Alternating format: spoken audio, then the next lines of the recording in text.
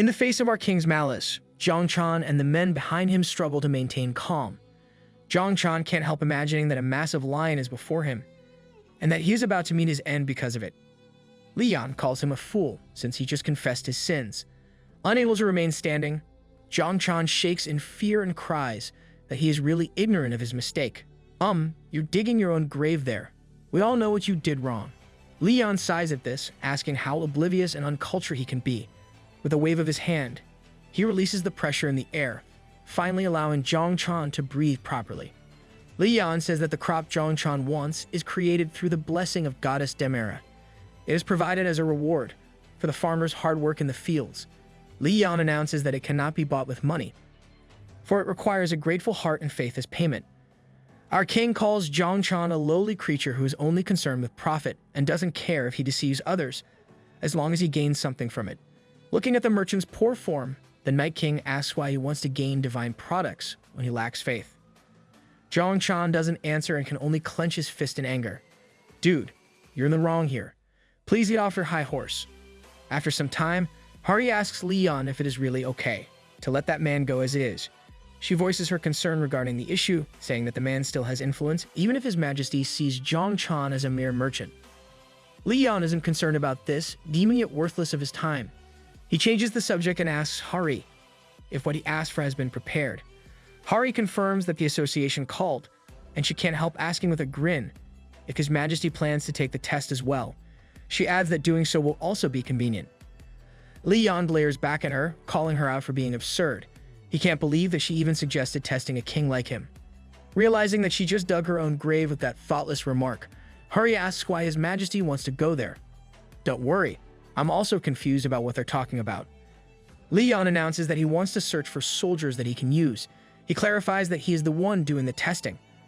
Hari stutters as she says that it will be difficult, but our king is willful, so he demands to make it possible. It is a new day and some people are greeting one another, just outside of the Hunters Association. Hu Dae-sung, a D-rank unaffiliated hunter, greets Kim Do-hun. Do-hun waves at Dae-sung, saying that he is betting that he is there for a retest. Oh, Dae-sung is probably an important character, since he has a name card and all, unlike Do-hun. The two enter the building and reach the lobby. Do-hun comments that Dae-sung is working hard. Dae-sung only downheartedly chuckles at this. Do-hun asks Dae-sung for his opinion, if his rank will be higher this time. Dae-sung says that he can only try his best. Oh, so that talk about the test is regarding this. Do-hun offers Dae-sung a spot on his team, but Dae-sung is preoccupied with his own thoughts about how he has been a D-rank hunter for 10 years already, not noticing Dae-sung's lack of attention. Do-hun praises the younger man for his dedication to his job, saying he will be an ace soon. The older man is aware that people don't look fondly at the mining team, but he claims that being in one is not all bad. Dae-sung focuses again on the conversion and agrees since he himself has been at it for a decade already. Despite agreeing, Dae-sung still wants to try. He finds it hard to make ends meet without the money he gets from doing dungeon raids. With his family in mind, he wants to work harder and give it a shot. The test is crucial for him, since becoming a C rank will be more beneficial. Do-hun notices the appearance of a foreigner, and Dae-sung looks over as well. They start wondering about the foreigner's existence, wondering if he is there as a laborer. Despite this possibility, they can't help but marvel at how the foreigner looks like a royal. Well, that's because that guy you're talking about is our king, after all. Do-hun approaches Li Yan and calls him a young man. He tries to make conversation, but Li Yan, being Li Yan, glares back at Do-hun, flabbergasted by a peasant's ignorance. This response greatly surprises Do-hun, to the point that he feels like his soul is already leaving his body. As Li Yan leaves him, Do-hun can only smile at Dae-sung, making an excuse that the foreigner probably learned Korean in a weird way. Dae-sung can only agree to this. When Li Yan looks back at them, Dae-sung can't help shuddering. Do-hun notices this and asks if Dae-sung is hurt, since he looks pale and can't stop shaking. Oh, is MC doing the same thing he did to that merchant? Dae-sung can't answer, for he is confused as well. Looking at the foreigner, he finds it hard to breathe, for some sort of tremendous pressure is weighing him down. A staff member suddenly appears and calls out number 57, Gu Dae-sung. She tells him to head to the second interview room. The call somehow snaps Dae-sung from the pressure, and he says that he is coming. As Dae-sung leaves for the assigned room, Li Yan notices how the man has reacted to his pressure. Our king mulls over the fact there's only one. While he doesn't have high expectations, Li Yan can't help thinking that there's not even a single person worthy of becoming his soldier. I bet checking all the boxes in MC's criteria for a soldier is close to impossible unless you're a robot. Feeling hopeless, Li Yan thinks the only ones taking that exam are typically low rankers or those who have just awakened. As he mulls over this, he is called over to interview room 9. Li Yan heads to the room, thinking he shouldn't have high expectations from the start. Li Yan opens the door to his assigned room. The examiner calls him by his number and full name. Li Yan does not take this kindly and tells the peasant to call him Your Majesty. Though taken aback, the examiner does as he was told. Recovering from the shock, the examiner instructs Li Yan to place his hand on the device before them. Li Yan stares at the measuring device for some time, before calling the examiner a fool. Oh no, here we go again. Our king starts complaining about how a peasant is testing a knight's honor. The examiner stutters, as he explains that it is actually the device doing the test, and not them. Hearing this, Li Yan merely corrects his words, now complaining about how a machine is measuring a knight's strength. He then shouts how only honorable knights and gods are allowed to gauge a knight's power. The examiner pales, wondering why Li Yan is even there. He doesn't want to be tested. Li Yan looks away, saying he came there to look for soldiers he can use, yet the judges there are fathomless. The people in the room are surprised that Li Yan openly states his objective of recruiting others who are taking that exam. Ignoring their looks at him, Li Yan says he hasn't found anyone he likes and asks what the next exam is. Another examiner answers that the next one is a gate test. Hearing this, Li Yan perceives it as the right place to show one's skills and decides to give it a look. The examiner still looks pale, thinking about how Li Yan should be participating and not only looking. Nope, don't even dream of moving our king into action with your instructions. Fast forward to the gate exam. The examiner asks if anyone feels dizzy or anything else. He explains how some people get motion sickness when passing through the gate. Right now, they are inside the soul gate. While cleared gates usually closes right after, there are still some gates left open for such circumstances, and such is the soul gate. The examiner calls everyone's attention while Dae-sung thinks about how the strength exam is similar to how it was the previous year. As he follows the examiner, he ponders how he should do better in the current exam to get a good result. Dae-sung looks back at the newly awakened hunters with him in that test. The two behind him are obviously new, based on how their conversation is going. Even Dae-sung can easily tell that the two are newbies. Beside him is a short old man who seems happy being inside a gate. Looking at the old man, Dae-sung thinks that he is over 60 with a D or C rank. Finally, Dae-sung looks behind and looks at Li Yan, still thinking that our king is some sort of foreign laborer. Dae-sung thinks that Li Yan is also a newbie, considering his age. Brah, if you only knew what our king's age is, you wouldn't be jumping to conclusions like that. Dae-sung determines that aside from the old man, everyone else in that exam with him is a newbie. With this thinking, the D ranker can't help but worry for his future. Once everyone is inside the gate, Dae-sung suggests that everyone introduce themselves and choose positions. Having suggested this, Dae-sung starts introducing himself. He says that it is his 10th year as a hunter and he is a warrior. Dae-sung adds that his primary position is a dealer. The man holding a shield with a spear on his back says he is Shin Tae-hoon. He only awakened that year and merely states his weapons of choice. Beside him is his sister, Shin Na-yeon, who uses daggers and is currently studying the use of a bow and arrow.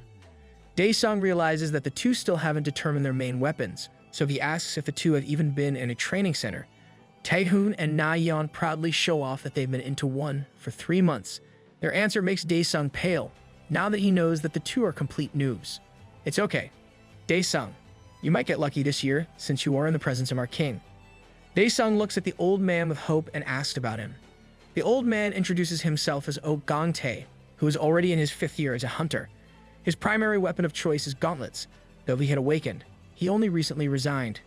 The worrywart Dae-sung ponders how the old man's experience as a hunter is lacking compared to his age. Considering his weapon, its reach is not suitable when teaming up with a swordsman or a spearman. Scratching his head, Dae-sung asks the foreign laborers speak, even asking if he can speak Korean. The other members of the test also look back to Li Yan with expectation.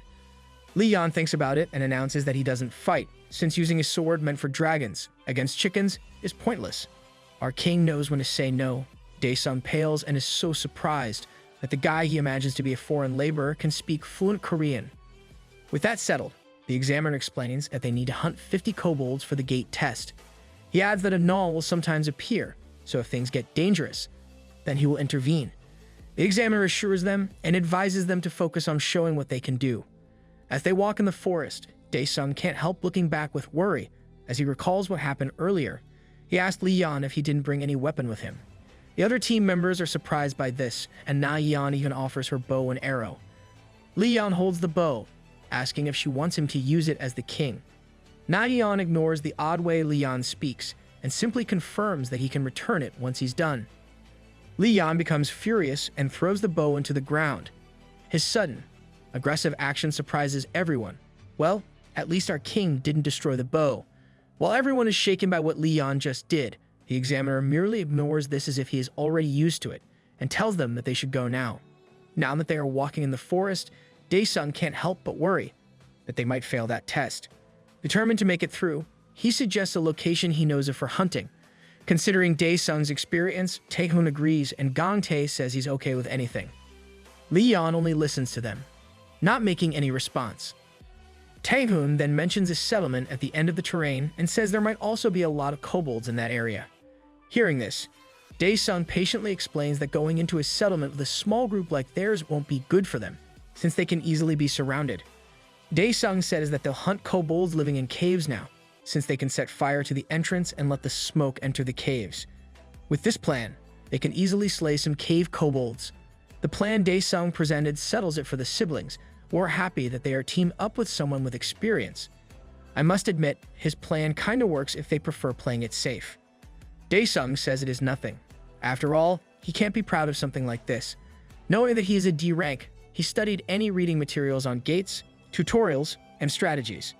Though his only real gate experience is that one, he resolves himself to get promoted and finally move up from his ranking of 10 years. Beside him, Tae-hoon suddenly sweats as he points out that there are kobolds in front of them. Seeing this, Dae-sung holds Tae-hoon back from moving forward. As the kobolds start to dash toward them, Dae-sung instructs Tae-hoon to block using his shield. As a kobold screams to attack, it easily gets hit with a downward strike, which causes it to perish. It was Tae-hoon who made this strike, calling the kobolds stupid. He feels smug with his first kill, saying how easy it is to block if they just run straight at you. Na-yeon shouts at him to pay attention to his front. Instead of heeding his sister's words, Tae-hoon only looks back at her, not seeing the kobold that is just about to tackle him. He gets thrown to the ground upon impact. Oh, that is why you should focus. Dae-sung sees this and quickly aids by slaying the kobold on top of Tae-hoon. He then reminds Tae-hoon not to let his guard down, because they are still fast, even if the enemy is weak. The other kobolds screech as arrows hit them, while another kobold receives a beating from Gong-tae. Behind them, Li Yan and the examiner are just watching the 4 hunters fight the kobolds. Seeing them fight, Dae-sung is relieved that Na-yeon and Gong-tae are pulling their weight. With this, they can keep going. Once they've slain all of the kobolds nearby, the team reconvenes. Tae-hoon apologizes for his mistake. Dae-sung assures him that it's fine, since this is his first time. He then mentions how Na-yeon managed to slay 2 and nobody was hurt because of the old man. Dae-sung says everyone did a good job. He feels reassured with how the team performed just now. Still, it doesn't change how a single person didn't participate. Like our king said, his sword is not for such enemies. Li Yan looks at them, mulling over things. Dae-sung calls him out for not doing anything during the fight. Everyone looks back at Li Yan, and they point out how he stayed watching from the back. They ask the examiner if this is okay. The examiner awkwardly chuckles, as he says that this will be taken into account in his grading. Dae-sung can only let it go, but Na-yeon is still fuming that one is not participating. Having settled the issue of how Li Yan is not participating, Dae-sung suggests going further inside until they reach the cave. After some time of gathering easily flammable stuff from somewhere, the team finally reaches a cave. Tae-hoon is a bit surprised that there really is a cave. Dae-sung says that they should set the fire. They place the flammable items right in front of the cave. When Dae-sung is about to light it up, someone behind him speaks up, asking if this is really the best he can do. Dae-sung looks back and asks what the foreigner was saying, when he didn't even help them earlier. Please don't forget that this is an exam, brah. Li Yan repeats his question, and tells Daesung not to make him repeat himself. Daesung says that he already used this method 3 times now, and has also succeeded those previous times. Leon says it is not bad since it has been proved by his previous experience, but then again, he can't understand why he relies on it when Daesung has so little experience. This pisses Daesung, and he talks back about how Leon is younger than him, so he can't say stuff about experience. He proceeds to light up a fire and instructs everyone to gather, since the kobolds from inside will soon come out. In a short while, Taehoon shouts that the kobolds are coming out. Na-yeon shouts, and the fight begins. A rock is thrown at the kobold while Na-yeon hits her mark, making 2 of the kobolds screech in pain. Seeing this happen, Daesung thinks that his method is suitable. The team throws at the incoming kobolds, easily picking on them as they leave the cave. Daesung feels that they only need to kill the kobolds there and some gnolls in the plains. A bone-chilling growl snaps Daesung from his thoughts. He believes that this sound is coming from a null captain. Daesung knows that this enemy is the boss of the Seoul Station Gate, and it is above C rank.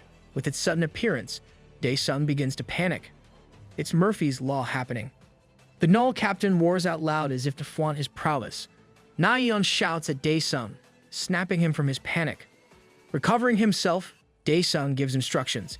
He says that he and Taehoon will handle the null captain, while the other 2 will take on the remaining kobolds in the cave. Daesung divided the team this way, since they should have someone experienced in each team. He and Taehoon head to where the boss is while thinking to himself that this is basically suicide for an inexperienced D-ranker like him. Daesung knows that Taehoon is only a beginner, but with the current situation, he can only place his trust in him to hold out against the boss. Taehoon looks up at the enemy with fear. The null captain looks back down at him and gives a deaf-fiending roar. It lunges to where Taehoon is, and the newbie tears up as he tries to maintain his ground. Oh no, he might be done for. Daesung shouts at Taehoon to get himself together, knowing that the new guy is intimidated. The null captain raises his weapon to strike at Taehoon. Seeing how Taehoon is reacting, Daesung is sure that he won't be able to block that attack. Nonetheless, Taehoon tries to block it, but because of his current state of mind, he is unable to do so. He loses his shield in the process and tumbles to the ground. Due to the impact, Daesung shouts for Taehoon while cursing deep inside. Taehoon tries to back up as he shudders in fear. Daesung looks at the examiner, wondering why he isn't doing anything despite the dangerous situation. He can't help but think about how Taehoon will meet his end as the null captain towers over his teammate. Daesung curses and grabs the shield that Taehoon dropped. He shouts at Taehoon to get back as he faces the enemy boss himself. The monster strikes at him, making a loud clanging sound. The null captain is surprised that his attack didn't work. Daesung managed to make it in time and block the attack using Taehoon's shield. Good job, Daesung. Keep it up. He grunts upon the impact as his feet dig into the ground. Mustering all of his strength, Daesung shifts the weight of the enemy's weapon, making it slide to the ground. The null captain growls at this and roars as he lifts his weapon for another strike. Daesung maintains his position with the shield, wondering if he can block the next one as well. He tries to stay positive, thinking that they may be able to defeat the enemy if Taehoon pulls himself together. But this doesn't erase Daesung's fear that they will all meet their end in that gate. Someone suddenly speaks up, commenting on how it's not that bad. A hand reaches out, stopping the null captain's attack using only 2 of his fingers. Upon halting the attack, Leon tells Daesung to try again. Our king is turning the test into a literal training ground. Daesung is surprised by what the foreigner just said, and he can't believe how easy it was for him to stop that big attack with just one hand. Leon tells Daesung to raise his shield and face the null once more. He is adamant that Daesung should try doing it again after doing it once. Our king then commands the D-ranker to get up and raise his shield once more. Daesung looks at Leon as if he has lost his mind with his commands. Letting go of the null captain's broadsword, Leon instructs Daesung to block his enemy's attack and do a counter. Daesung looks back and forth at the monster and Leon, saying he won't do it. Even the null captain is confused as it looks at Leon as well. Daesung shouts at Leon to take a good look at the situation, saying that they are in danger. The answering back and shouting makes our king furious. He calls Daesung a disrespectful peasant for defying him despite receiving the guidance of a king. Leon continues to shout about how he is a Templar guiding a peasant soldier and wants the peasant to recognize what kind of honor it is to experience such a thing. He is furious that the peasant won't even thank him. Please forgive the common folk, your majesty. Both Daesung and the null captain stare at Li Yan's outburst, disbelief and confusion evident in their expressions. Li Yan once again commands Daesung to raise his shield to block the monster's attack and counterattack. Daesung is so confused that he is asking himself what he did wrong. Nevertheless, he must do something to survive. The null captain growls as it stares at Li Yan. It faces his majesty and is about to lunge at him. But before it can even do that, Li Yan glares at the null captain, asking if a crazed dog desires death. The aura that Li Yan gives off is enough to make the monster whimper and back down. You have no right to be in the presence of our king, you beast. Daesung notices how the monster is shuddering in fear. Realizing that it can't face Li Yan, the null captain sets its sights on Daesung again and attacks. Daesung manages to block the attack. Now that the two are focusing again on their fight, the heavy strike almost makes him drop his shield. Li Yan calls him out for being foolish. He reminds Daesung that he is now wielding a shield and that he shouldn't simply rely on strength. The king lectures about not facing a stronger opponent head-on. Instead, Daesung should deflect the attacks and be on the lookout for an opening. He points out that success can't be achieved by simply defending, and his opponent is a living beast who can also learn. Daesung tries his best to defend using the shield, while Li Yan goes on about his lecture. Li Yan shouts at him to think, but Daesung is clearly so overwhelmed that he looks back at Li Yan, for he doesn't know what he should be doing. The king kicks him in the back of his knee as the null captain strikes again. Li Yan reminds him not to remove his sight from his enemy. Brah, you clearly lack even the basics. Daesung realizes that he could have died if he blocked that attack. Li Yan tells him to focus and not let his potential rot, and that Daesung must use it instead. He believes that Daesung can do better. Hearing the foreigner tell him that he has potential, despite being a D rank with no skill, confounds Daesung. Faced with a null captain, he can only think that this is impossible.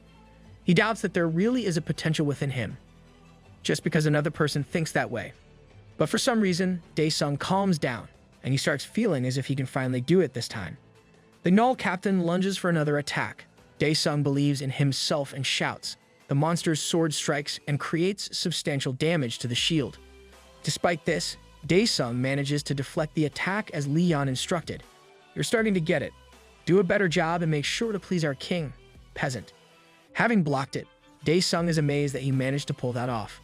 Suddenly, a fist hits him in the face, easily knocking him to the ground. Li Yan expresses his disapproval of how Daesung can't see the whole picture. He announces that Daesung still has a long way to go. With Daesung knocked out by the null captain, he ends up with a D for his evaluation results that year. Back in the Hunters Association, Li Yan mentions to the person before him that a warrior like him cannot be a mercenary.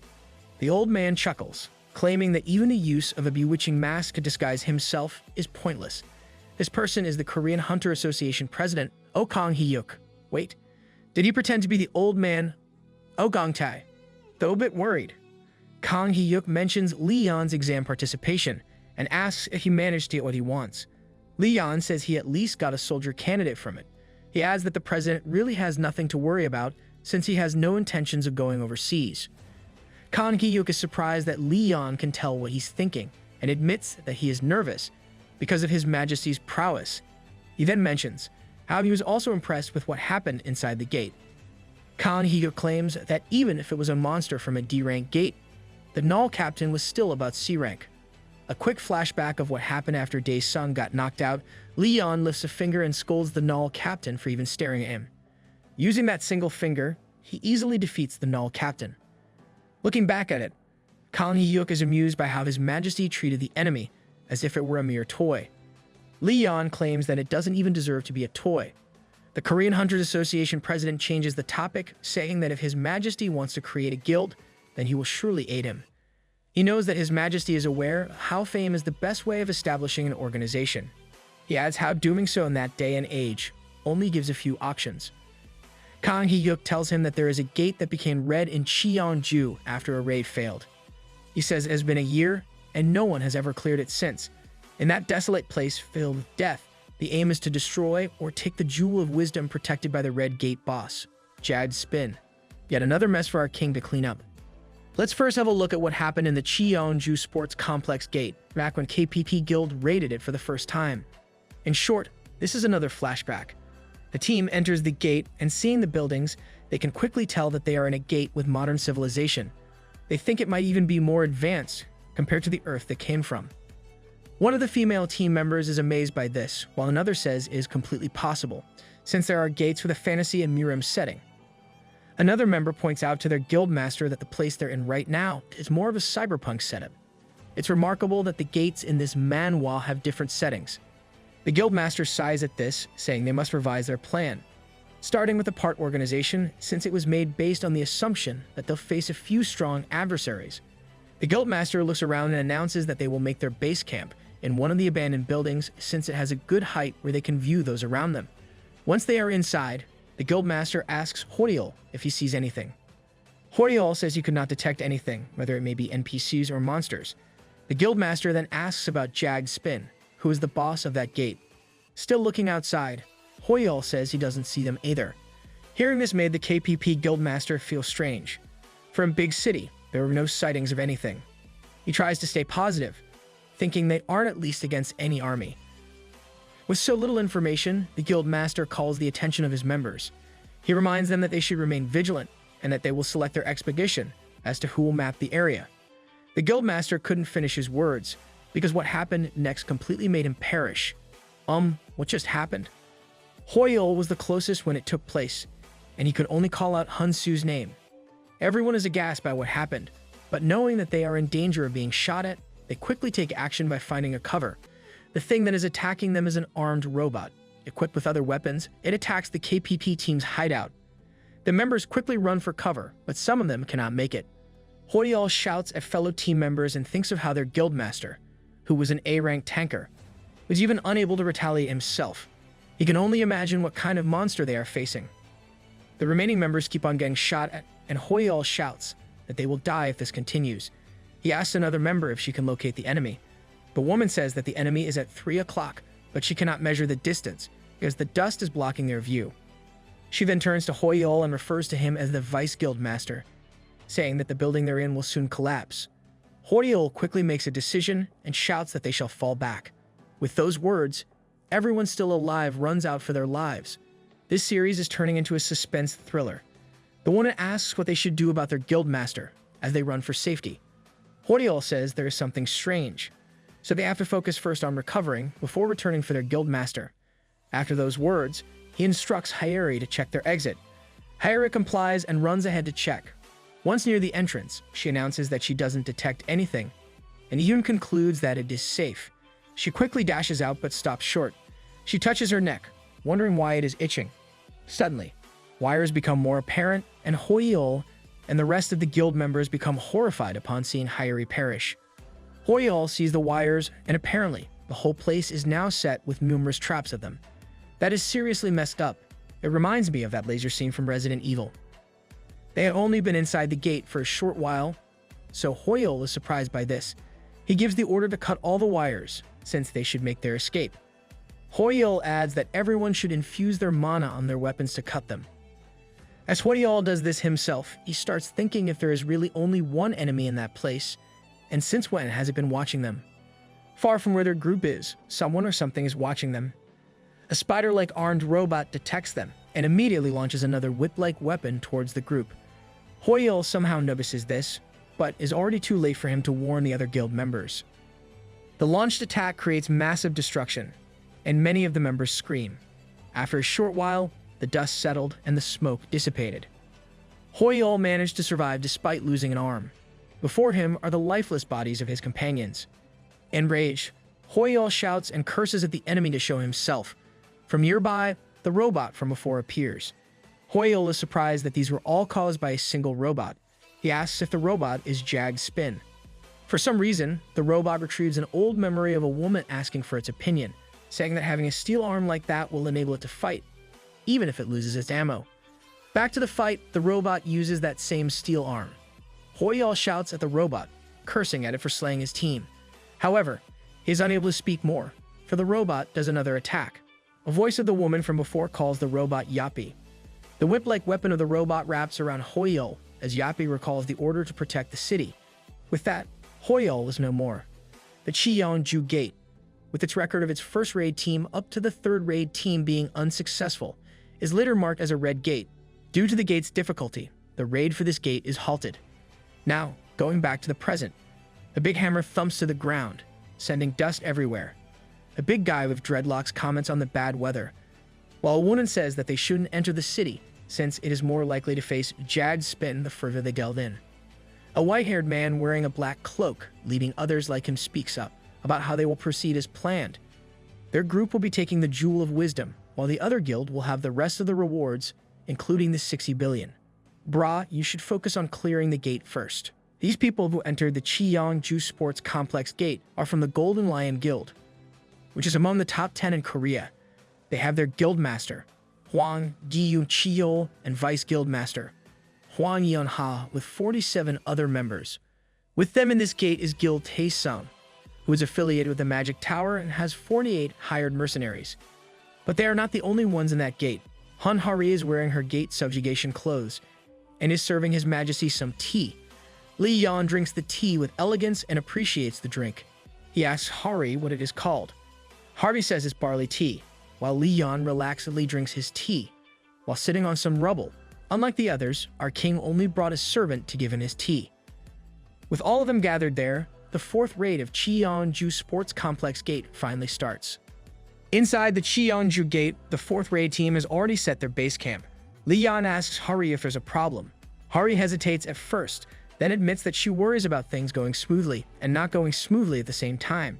She then adds that the best scenario for her is if His Majesty won't have to intervene. Yet, it also bothers her that His Majesty won't be able to garner fame if this happens. Li Yan says it is indeed the best scenario, surprising Hari with his response. Li Yan continues, saying that his non-intervening means that the situation is not that bad. He then asks Hari what she thinks is the duty of the king in his kingdom. Hari thinks about it and says that the king is meant to rule. Li Yan says this is only natural. However, this role can fall under anyone. He surmises that most rulers are the same, unless one is arrogant. Listening to this, Hari realizes that the King of Knights plays a different role. She recalls how His Majesty only intervenes when an attack from an enemy can't be blocked.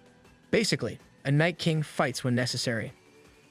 Hari is about to ask about the King of Lionheart's duty, but Li Yan cuts in, claiming that the role also means that the king is the last fortress. He asks if Hari understands the meaning of this. Li Yan explains that his intervention is equivalent to the shame of the knights and the gravity of the situation. Li Yan then says that it looks like he has to intervene once more for weaklings like them and laments about how he misses his knights.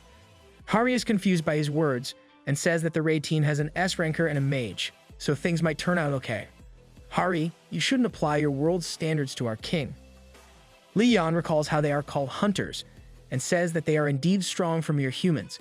However, this doesn't change how inexperienced they are when it comes to war. He mentions how they deem the outskirts safe, despite only encountering the enemy 3 times with so little information. Li Yan goes on about how they call themselves raid teams who analyze enemy movements and respond according to this, treating it as if it is only a game. Hari listens intently, as Li Yan says that a general knows how to respond, no matter what the situation is. He adds that there is no pattern for such a thing. From what he learned about that gate, Li Yan has his own conclusion regarding the matter with the Jag spin, deeming the enemy to be a talented warlord. Suddenly, a massive explosion occurs in a different place, confusing the hunters. In a different POV, someone calls Yappy and apologizes to it. The woman in a lab coat says that she's about to meet her end, and asks him for a final favor. The final order given to Jag spin entity number 10,253 is to remove all unidentified beings invading the city. Oh, so the Jag spin is also called Yappy. We'll call them Yappy or Jag spin going forward. Armed with a gun, the robot shoots at the hunters. With all the screaming, some still manage to survive, and they start taking cover. Something clicks from Jag's spin, and it starts detecting the foreign beings in the city. It then starts charging electricity, and shoots it to a group of hunters from a far distance. It then computes how its attack has slain 23% of the unidentified beings. The robot starts commencing fire for effect and charges energy. As it does this, Gi-yu-cheol appears with his big hammer, telling the robot to die. He gets it right in one of its legs, damaging one of the main joint regions and increasing internal pressure. Due to this, Jag's spin changes its priority to removing the foreign being before him. Gi-yu-cheol grins at this, saying it is too late. and calls on Giyu soon. Yunha also appears and pulls a punch against the robot, while shouting at Giyu Chiol not to call her Giyu soon. They're obviously siblings. Jagged Spin is a bit stunned by what happened, while another person compliments the job well done. Suddenly, a blast of energy hits the robot. The person who just attacked is Taesung, claiming that he's taking over. Due to the attack, the robot suffers an activity overload and starts an emergency purge. However, its radar system is broken, and it starts using restricted resources of the city. The RWR equipment activates, and the Jagged Spin once again changes target. The cameras littering within the town aim at the mage who just attacked. The robot marks Taesung as a level 3 threat on top of its current removal list. I wonder what the maximum level of threat is for Yappy. The robot suddenly jumps, and the hunters start chasing it. Still, the enemy is armed and shoots at them as it flees. This causes confusion and mayhem amongst the hunters. Seeing this, Taesung announces that he will use the distortion force field and instructs everyone to gather around him. The remaining hunters do as they were told, and Taesung activates the shield. The shots released by Jagged Spin change direction as they get the force field. One of the hunters comments about it, and Taesung explains that it is a magic tool meant for that fight. He's a bit sorry that he had to use it when the fight had just started. Jagged Spin observes this abnormality and starts a maintenance operation. Once it completes its analysis, it marks some points in the area and starts shooting again. Suddenly, the person behind Taesung gets shot. Taesung is surprised by what happened. He cannot believe that the enemy quickly calculated the angles where the bullets changed directions. Taesung can only imagine what exactly their enemy is. Their preparation for the fight has proved itself futile. With the change in the direction of bullets calculated, the attack resumes, now hitting its targets. A hunter shouts at Taesung to turn off the distortion force field, for it only makes it harder for them to predict where the shots are coming from. Taesung curses as he announces he'll turn it off while Yeonha readies her fists. Taesung instructs them to charge at the enemy as soon as the field deactivates. Taesung counts down and everyone readies. As Taesung's count reaches 1, Giyun Chiol notices something and immediately shouts at everyone to stop.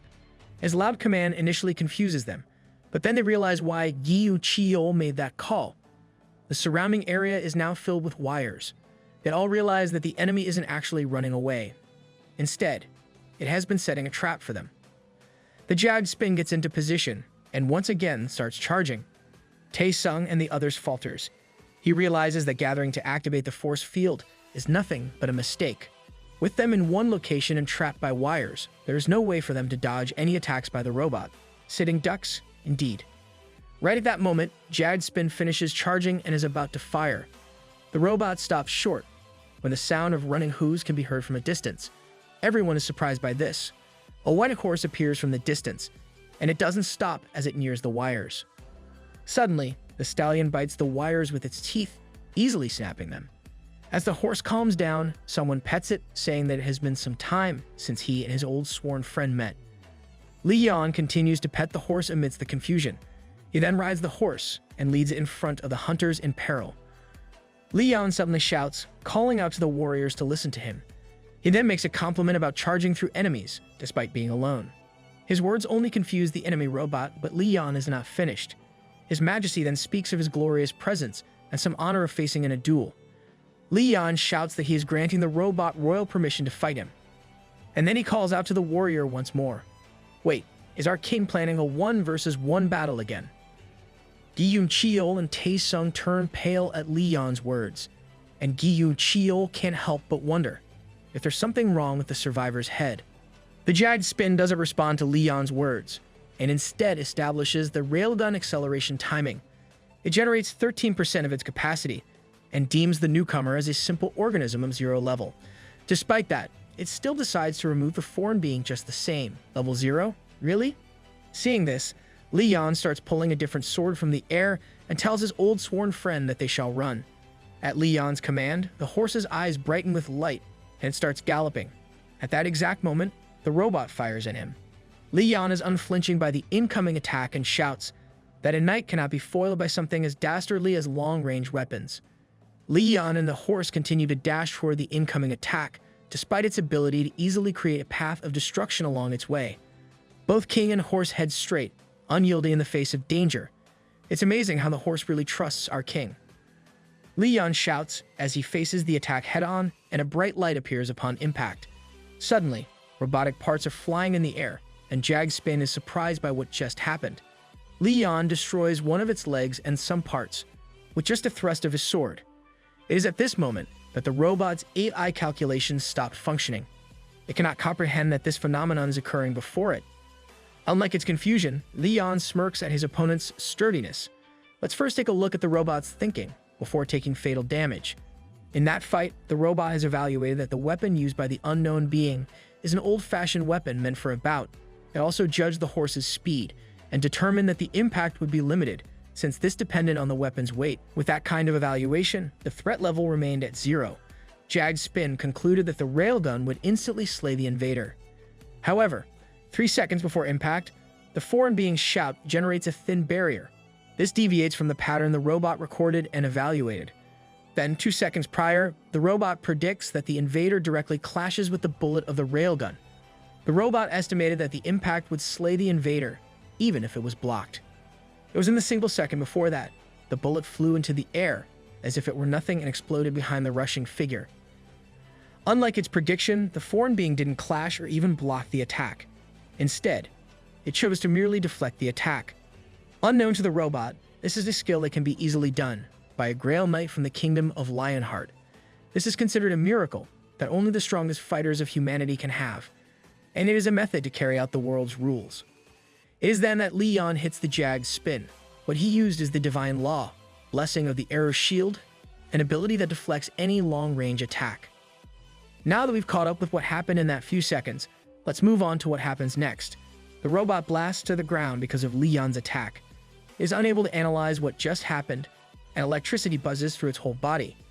Because of what happened, Jag Spin forcefully increased the threat level of our king to 5.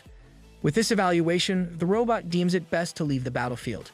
It immediately releases smoke, and in that short while, it manages to escape. That means 5 is the highest level of threat in Yappy's book. Let's go to one of the robot's memories again. The woman from before calls on Yappy, telling it to protect that place. She says that it shouldn't let anyone approach it as well. Back to the present, one of the robot's legs falls to the ground. As it evaluates its current status, it also checks on its weaponry to determine what is available, what needs to be made, what needs to be resupplied, and what it needs to do to face a threat level 5 enemy. As electricity runs within its space, the robot recalls the woman thanking it for protecting the city. Once it completes its strategic modulation, Jag Spin decides to resume its mission.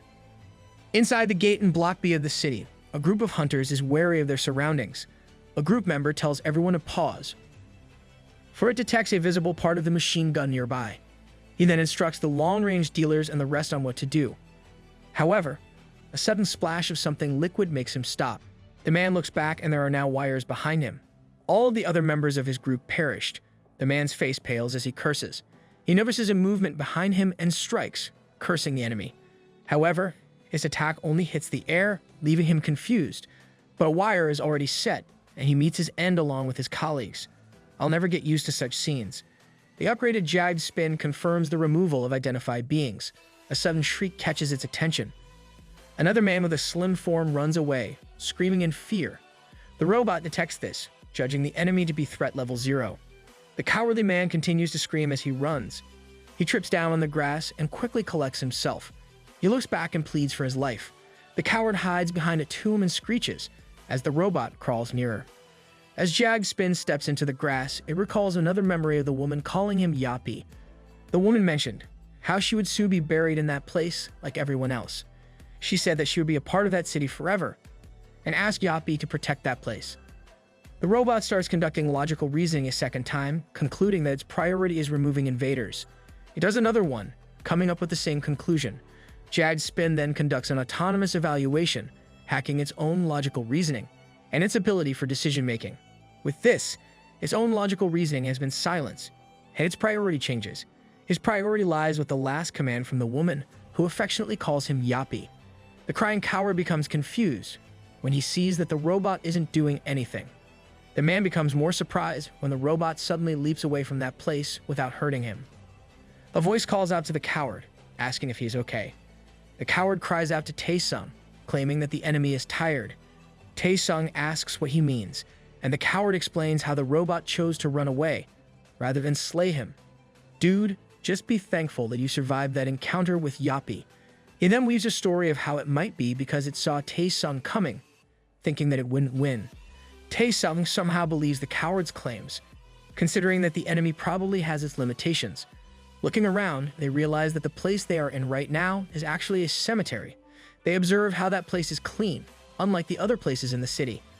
Going to where the robot is, Jagged Spin is still leaping around the city.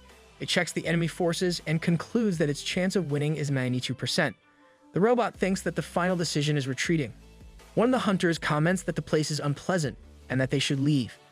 Another complies with a shout. The robot's final decision is its priority, and this is to protect its world's citizens, even if they are all already gone. Jagged Spin returns to its base and prepares itself. It estimates that 49 of the enemies are still left, and that the one it marked as a level 5 threat is still in good health. Another one marked as level 3 is also in the same state. It then concludes that it has some chance to remove all the level 1 threats. The robot decides to resume battle. However, it becomes surprised by another presence within its abode. A voice comments on how it is there. The voice belongs to Li Yan, who then asks the robot if it had fun with the commoners. Wait, the robot didn't detect our king's incoming presence? Li Yan has the highest regard for chivalry. It is to the point that one could even say that he is the epitome of chivalry.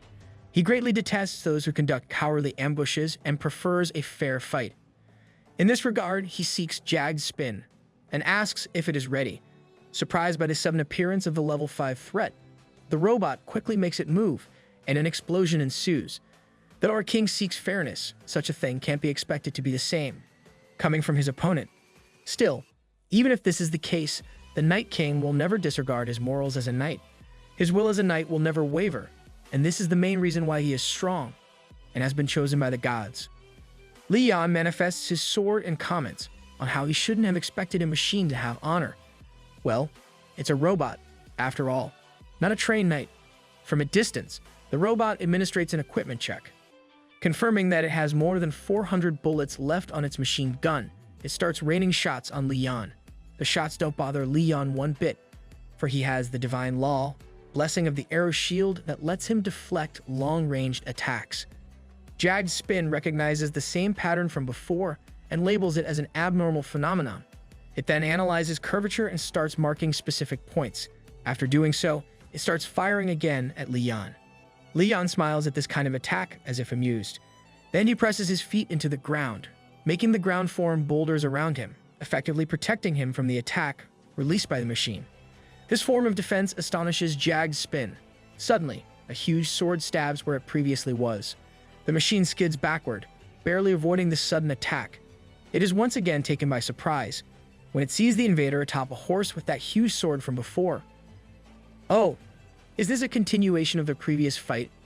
Li Yan glares at the robot, making the machine move away and start attacking with its machine gun again. Jagged Spin finds the organism before him incomprehensible, while Li Yan remains calm before such an adversary. The Night King talks to his stallion, saying that their enemy likes playing hide and seek. The robot leaps from place to place, while Li Yan and the horse dashes right where the robot goes. Each point creates a huge explosion, making the robot deem the invader to be incomprehensible once more. It cannot believe that such a being can match its speed. As the Jagged Spin moves, it finds a pole in the street and uses it to catapult itself to initiate its attack. Li Yan shouts Stallion as they dash toward the incoming robot. Wait, is the horse's name really Stallion? The two forces charge toward each other, as if they are jousting. The horse neighs and continues to run forward. They both remain unscathed, despite their clash. Li Yan compliments the machine, while the other doesn't respond. Jagged Spin readies its machine gun, while the stallion starts galloping again. The machine rains them with numerous bullets, but the horse is so fast that they escape it unharmed. The robot follows them, continuously shooting at them, but each bullet ends up wasted, for none of it hits both man and horse. Their fight causes massive destruction in the already abandoned city. Li Yan once again shouts Stallion. The horse easily understands what the king intends to do and gallops upward through the rubble. Their trust in one another is admirable. They reach a greater height, as if defying gravity. Through this, they manage to approach the robot from a higher vantage point. Jagged Spin determines that it only has 68 ammo left and chooses to fire all of this on its enemy, who is also in midair. Li Yan and the horse don't even attempt to evade the attack, for the attack is nothing in the face of the blessing of the arrow shield. The robot fails to anticipate this and is surprised that its attack is pointless. Li Yan's eyes are ablaze with bright light as he shouts out loud for the glory of his kingdom. The Night King strikes at the machine with no hesitation, creating a vast ray of light and destruction. Jagged Spin is rendered broken, with half of his body gone and only 2 legs left. Its remaining consciousness determines that it has received lethal damage and has already surpassed its limits. The robot once again recalls the woman's reminder of not letting the seal item be released. With those thoughts, Jagged Spin opts to self-detonate. A bright red light shines as the robot sets all explosives to detonate for the landfill operation. Li Yan sees this, but before he can do anything, a massive explosion occurs right before him. Let's jump to another flashback of Yappy's story. The first time JS10253 came to life was in a container that smelled like oil. Someone called out its name, calling it Jagged Spin. An injured man shouted at it to protect the city and do its duty. However, before the man could speak further, he was stabbed by tentacles. A tentacle crawls into his space, and it belongs to a one-eyed monstrous being. Shots were fired at it, making it shriek in pain. The Jagged Spin was given a mission, and that was to support its allies and protect that city. Monstrous beings litter the city, and numerous robots similar to Jagged Spin fight them all for the sake of their mission. The robots are called Jagged Spins, and they are deemed the city's guardians and heroes. The existence of these unmanned tanks saved not only the city, but also became a symbol of hope for the citizens. In a sense, they are considered Knights of Steel. In that world, Yappy is actually one of the protectors. The Jagged Spinins fought numerous battles during their time. Among them, JS10-253 was remodeled along with the others. They all continuously did their job of protecting the city until they reached the point that there was nothing left for them to protect. An injured woman calls Yappy about her final request, which is to protect the city and never let that thing leave that place. Yappy is the last battle machine in the city. It was given the mission to ensure that no one will be able to approach that thing. The Elders all on its own. It did all the job necessary to prepare and protect in an almost never-ending cycle. Back to the present, Yappy's body is half destroyed. Li Yan finds the almost destroyed machine on the floor and comments on how it fell down there. The Night King is able to survive the massive explosion through the blessing of the arrow shield. Li Yan looks back and looks at the dark gem emitting a dark aura. He says that this must be what the robot is trying to protect. Li Yan calls it the Jewel of Wisdom and pulls his sword from his subspace. He announces that it is something that shouldn't exist and heads to where the jewel is. Yappy sees this in surprise and tries to raise itself. Li Yan notices this and asks if it is still trying to go into combat. He then asks if it has been protecting that place for a long time already, and how long it has taken it to do so. This is basically like our king's situation back in his world. A bright light starts to emit from the ground as Li Yan begins to describe the robot as a knight of devotion and loyalty. He then mentions how all beings from different dimensions owe their gratitude for what it has done, and calls the robot Sir Jagged Spin. Raising his light-emitting holy sword, Li Yan declares that the machine's quest is now complete. He brings down his sword toward the jewel, and a huge bright light shoots up and destroys the land above them. The light starts to diminish, and before them, the Jewel of Wisdom is now destroyed. This kind of reminds me of that fruit from the Tree of Wisdom. Li Yan hopes that the machine will attain peace as the life within it disappears. With a broken Jagged Spin, a voice from somewhere thanks Yappy. With that wrapped up, Li Yan and the others return to Earth. Currently, he is walking in a hallway with the Hunter Association's president, Kang Hyuk. Kang Hyuk acknowledges how Li Yan destroyed the jewel. Li Yan looks at him and asks if he has any complaints. Kang Hyuk good-naturedly laughs as he says no. The president says that destroying the Jagged Spin gives His Majesty the right to do whatever he wants with the jewel. Li Yan says that he shouldn't be disappointed about it, since that was poison. He then explains that it was a jewel made by the Eagle of Wisdom with the intention of tempting humans. Yep, definitely the fruit from the forbidden tree. Li Yan summarizes it, calling it an item of demon. Kang Hyuk is surprised by His Majesty's claims. Li Yan further explains that it will initially grant someone's wishes. However, this same thing will demand payment. He describes this as something akin to feeding a beast to be tamed. Li Yan adds that it also uses the temptation of eternal life on humans and takes their humanity to turn them into a demon. The Night King asks if similar items have been found in different locations and says that those should be destroyed immediately. Kang Hyuk is surprised by this information and says that he will inform the US government about this matter ASAP. Lee Yan agrees to this, but also cautions that those people might have already succumbed to that demonic seduction. I just hope they heed our king's words. The two finally reach a huge mechanical gate that opens to a big lab. Lee Yan asks if that is the place where he is resting. Kang Hyuk confirms this, saying that it is safe. In the middle of the lab, on a raised platform, lays the remains of the jagged spin that he fought. Kang Hyuk asks what His Majesty wants to do with it. Lee Yan mulls momentarily and mentions how his opponent was an honorable knight. He expresses his desire to bury its remains and pray for it to make it in the God's banquet hall. Lee Yan says that it still needs to be blessed to achieve that and pulls out the Holy Grail. Kang Hyuk is surprised, since this is the first time he has seen it outside the reports. Bright light starts to emit from the Holy Grail as Lee Yan raises it. He calls out to the fallen opponent as a loyal knight, saying that it may rest. Lee Yan pours down the golden liquid from the Grail and another flash of bright light appears. Suddenly, the broken machine starts to move, surprising the people around Lee Yan. The Night King remains calm as it calls out.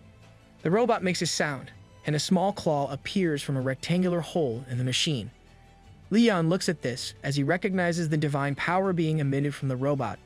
He knows that there is no energy source and concludes that this is a miracle brought about by divine blessing. Wait, does this mean that Yappy is alive? The tiny claws start working to take out parts from the destroyed jagged spin and create its own body. A small robot appears before them and red light emits as if it were its eyes. The small machine with 4 legs makes a sound similar to the jagged spin. Recognizing this, Lee Yan pulls out his sword, saying that if it is him, then the goddess will definitely choose him.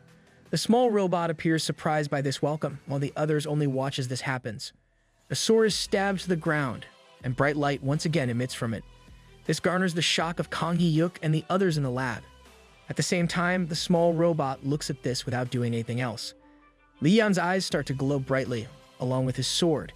He suddenly swings it in the air, lighting up the path of its swing. The bright light he just slashed in the space starts to crackle with energy, and soon Ariana appears before them. Through the light, contacting Ariana is faster and letting Demera manifest in a handmade doll. Lee Yan smiles while Kang Hyuk is completely flabbergasted by this sight. Kang Hyuk and the others suddenly fall to the ground, losing energy in their knees. It is no doubt that for them, the woman they see in that light is not a human like them. They all can feel that she is a transcendent divine being. Lee Yan kneels before the goddess and calls her the goddess Ariana. Ariana calls out to her first knight and asks him what he desires. Lee Yan thoughtfully thinks about it for a moment and starts speaking of Sir Jad Spin, who is an honorable knight and is undeniably a role model to others. Lee Yan says that this knight deserves her care. Ariana looks down at the small robot and says that he has not fulfilled her quest, proved his honor, or even offered glory to her. Lee Yan looks up at her as he pleads this case as her first knight. He mentions how, if he himself doesn't exist, then it would be Sir Jag Spin, who would be the most befitting of the title of the King of Lionheart. Lee Yan adds that he's a great knight. Like they said, yesterday's enemy is today's friend. Ariana smiles at his description and makes her decision. She says that she doesn't need to look into it further, but she still needs to be sure of one thing. Ariana reaches out her hand and calls Jag Spin, the otherworld's steel knight, and asks if he pledges to worship the light and sing justice by becoming a part of her knight's military. The Jag Spin makes the same sound, as it always does in response. Ariana mentions how he is full of honor and wisdom, yet his heart is still that of a child. She tasks the Steel Knight to aid her knight in eliminating the evil in that world, and he, too, shall be a knight. The small Jag Spin looks back at Lee Yan in question, and Lee Yan nods his head in affirmation. As if reaching a decision, the robot faces Ariana, and the steel in its small head raises, as if nodding. It makes this robotic sound, but no one really understands what it is saying. Realizing this, Jag Spin hacks into the signal pattern of the language and installs a language module. Ariana patiently waits for his response, and he checks if the language module works. Right. As a machine, Yappy can quickly learn anything. That's convenient. Not used to the language, he speaks in broken words, saying that attacking demons is a good plan. Ariana smiles proudly at this, and once again reaches out her hands to Sir Jag Spin and blesses him. She announces that his loyalty and support to her first knight means that she will also be with him in glory. A brilliant ray of light appears and envelops Jagged Spin as he is granted light and justice. Now he is Grail Knight Jagged Spin 10, 253. In a different country's magic tower, a voice apologizes loudly to the Great Being. The sound is coming from the room of Master Reinald Sherman in the USA's Magic Tower. The voice admits his inability to accomplish the Great Being's instructions. The Great Being calls the other a fool for not fulfilling such a task. He expresses his dismay at the blunder. Despite providing wisdom and truth, a man bows before a red glowing orb and stammers another apology. This old man, who happens to be the master of the American Branch Magic Tower, explains that he was unable to accomplish his command because of a survivor called Leon. From the orb, the Great Being is fed up with Reinald's excuses and speaks of the survivor, Leon. The voice stops mid-sentence and suddenly curses for the bowing man to repeat what he just said. This confuses Reinald, but the Great Being instructs the man to turn on the news instead. Reinald quickly does as he was told, and the television opens on the news, which shows a live stream of Leon, with Hari by his side. Leon proudly announces his identity as the King of Lionheart. Hearing this, the Great Being experiences great shock and shouts in a foreign language, which is probably a curse. The Great Being curses at the appearance of Leon, confused as to why that man is in that world. This reaction from his master confuses Reinald, for he cannot believe that the Great Being is afraid.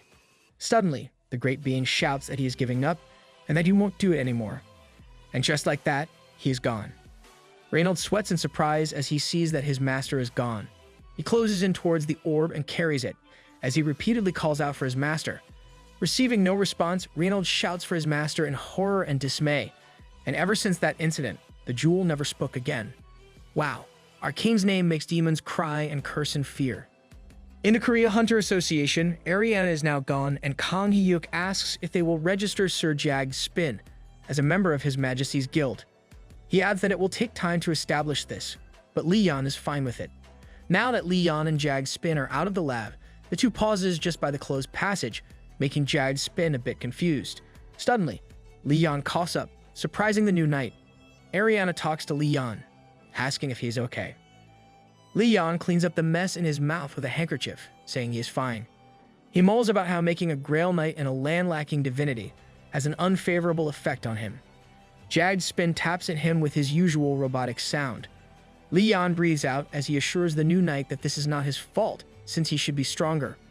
Though not physically present, Ariana hears this and takes the responsibility upon herself. Leon doesn't immediately reply, but then he says that divinity can't be blamed, whatever the case may be. He touches his chest, as he tells the goddess not to speak like that again. Ariana speaks to her knight, expressing her gratitude for his loyalty. She then brings up the topic of how the land lacks divinity, and claims that it is hers and the other gods' fault for not doing their part before. Leon becomes confused and surprised by this. Ariana then tells him to rest, have faith, and wait for her and the other gods. A bright light burns in Leon's chest as he calls for the goddess. In a different space, Ariana calls on her brothers and sisters, announcing that they must help their loyal follower. We're having another flashback. Back when Leon turned 121 years old, it happened to be the day that his world ended, for he was the only knight remaining. Because of this, Leon chooses to drive the divinity of his world into his heart. With only one man left to worship them, the gods of his world retreated into the heart of the remaining holy man in that world. The gods watched as the Night King annihilated the evil in the land. In the span of 180 years, they let Leon shoulder the responsibility of their world all on his own. Letting this occur, the gods of the Pantheon are undoubtedly in debt due to what happened. The four gods meet, and Ariana sighs. Hearing her sigh, Demra stutters as she asks about their baby's state. Wait, did the goddess of life and fertility really call our king baby? Ariana looks down as she says that it is not good, while referring to Demera as life. Ariana says that her knight pushed himself. This response makes Demera rise, asking what they must do. Another god shouts with disbelief that their knight appointing a single Grail Knight took a significant toll on his body. Filled with scars all over his body, the divinity of war and fire, Pigos, asks where the brightly shining king of Lionheart is gone. This is probably how the story tries to limit the MC's apparent OP abilities, but he's still way up there compared to others. Ariana reminds Petos of his dignity, referring to him as war. She reminds him of how their knight fought for them for more than 200 years. On top of that, he won that war even though he was left on his own. Petos shouts that he also knows this, and that this is precisely why he is feeling agitated at himself. The other three gods understand him, and the atmosphere further dwindles. Ariana says that it has been 180 years, and that it is time for them to move. She announces that she can't watch her knights suffer more. A hand suddenly raises and initiates a suggestion. The god is Hito, divinity of steel and blacksmith, who says that they could do something, the same as what they did in the plains. They should provide blessings and increase the faith of humankind. Petos asks if Hito intends to make them do missionary work. Hito confirms this, adding that they will also present them with divine miracles. Hito explains that their observation of those who follow life reveal that the world is connected through something called the internet, and he plans to make use of this. Petos asks why the king hasn't thought of this before despite being a previous citizen of that world. Oh, so the gods are aware of our king's circumstances. Hito claims that their knight lived in that world before the internet became widespread. Ariana looks at Hito, referring to him as Steel, and asks about the trial and error. She mentions how it took Leon 20 years to spread the announcement he had made before.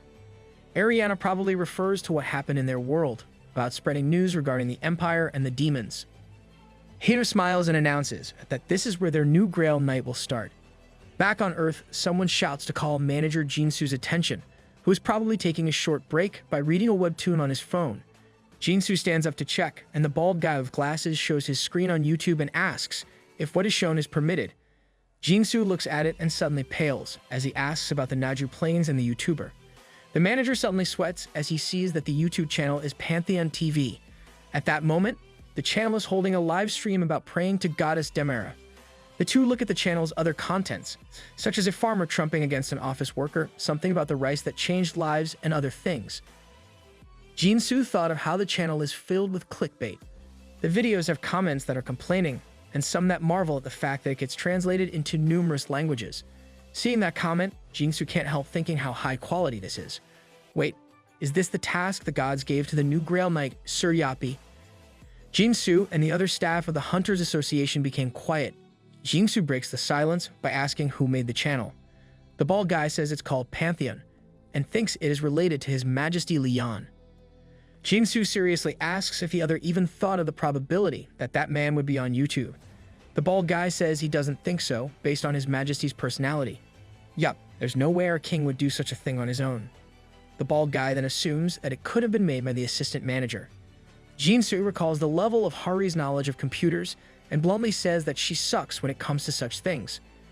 Jinsu and the others continue to look at the screen.